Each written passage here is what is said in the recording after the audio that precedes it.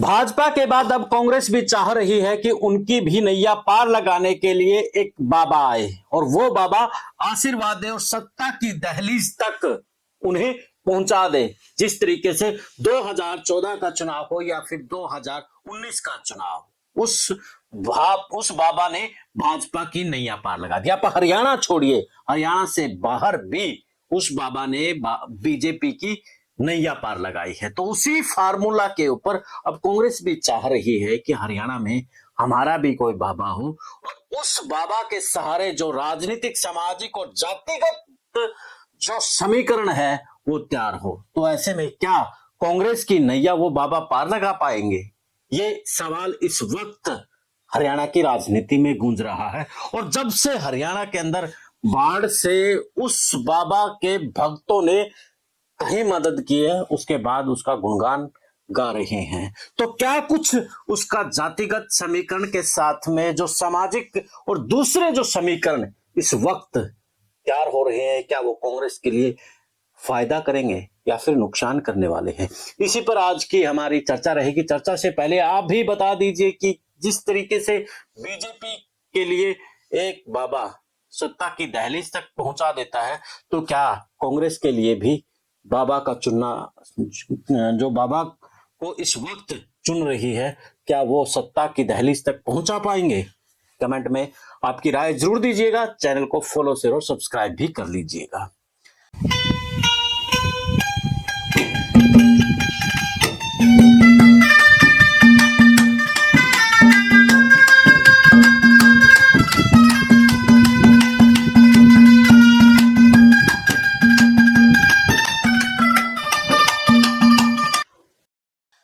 सभी को नमस्कार, राम राम। मैं आपके साथ कुलदीप खंडेलवाल और आप देखना शुरू कर चुके हैं द इनसाइडर न्यूज। और आज हम बातचीत करने वाले हैं हरियाणा की राजनीति में बाबाओं का रोल।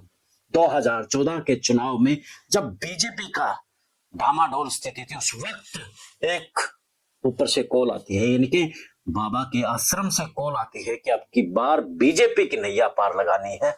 और कुछ ऐसी विधानसभाएं थी जिन विधानसभाओं के ऊपर उस बाबा का, उस आश्रम का भक्तों की बड़ी कृपा थी। और उसी कृपा के चलते 2014 के चुनाव में बीजेपी अपने दम पर हरियाणा में कांग्रेस को पछाड़ते हुए, इनेलो को पछाड़ते हुए सरकार बना लेती है। और हरियाणा की राजनीति में लग नहीं रहा था उस वक्त कि बीजेपी अपने दम पर सरकार बना लेगी, क्योंकि उस वक्त एक तरफ कुलदीप बिश्नोई झटका खाए हुए थे, तो दूसरी तरफ इनेलो भी मजबूत और तीसरी तरफ कांग्रेस भी मजबूत थी। लेकिन सब जो समीकरण थे उनको ध्वस्त करते हुए और बीजेपी 2014 में एंट्री कर जाती है और मनोहर लाल खट्टर मुख्यमंत्री बन जाते हैं। उसके बाद समय का पहिया घूमता है, वही बाबा सलाखों के पीछे भेज दिया जाता है। लेकिन 2019 के चुनाव में फिर से बाबा की मेहरबानी होती है और बाबा की मेहरबानी इस कदर होती है कि हरियाणा की सत्ता में फिर से बीजेपी के हाथ में सत्ता आ जाती है। राजस्थान, हरियाणा छोड़िए, राजस्थान में भी बाबा की कृपा से वहां पर भी सरकार बना ली जाती है। यानी कि बाबा की कृपा से बीजेपी के लिए कई सत्ता के द्वार दूसरे राज्यों में भी खुल जाती है। तो ऐसे में हरियाणा में भी अब बाबाओं की कमी नहीं है। तो इसलिए कांग्रेस को भी लगने लगा है कि जिस तरीके से बीजेपी के पास अपना एक बाबा है, क्यों ना हमारे पास भी एक बाबा हो। तो सिलसिला शुरू होता है जब हरियाणा में बाढ़ के हालात होते हैं और कई गांवों में तो बाढ़ आ जाती है। उस वक्त शासन और प्रशासन के हाथ पांव फूल जाते हैं और तभी बाबा के भक्त बाहर निकलते हैं और उस बाढ़ में जो संसाधनों की आवश्यकता होती है, उन संसाधनों को लेकर के उन गांवों को वो डूबने से बचाते हैं। तो ऐसे में कांग्रेस उन जो भगत है उनका गुणगान करना शुरू हो जाते हैं। जस्सी पेटवार से लेकर के दूसरे जो विधायक है, उन बाबाओं के, उस बाबा के गीत गाना शुरू कर देते हैं। आप समझ ही गए होंगे मैं किस बाबा की बात कर रहा हूं। मैं उस बाबा की बात कर रहा हूं जिसके कारण से हरियाणा का जो शासन प्रशासन था वो हिल गया था, जिसके कारण से बच्चे, बूढ़े और महिलाएं अंदर कैद हो गई थी, जिसके कारण से पूरा प्रशासन और शासन नेशनल और इंटरनेशनल मीडिया के निशाने पर आ गया था। आप समझ ही गए होंगे, बरवाला स्थित सतलोक आश्रम के जो बाबा थे रामपाल दास, जो कि एक जेई से अपना जीवन शुरू करते हैं, यानी कि वो एक सरकारी कार्यरत होते हैं, उसके बाद फिर वो बाबा बनते हैं।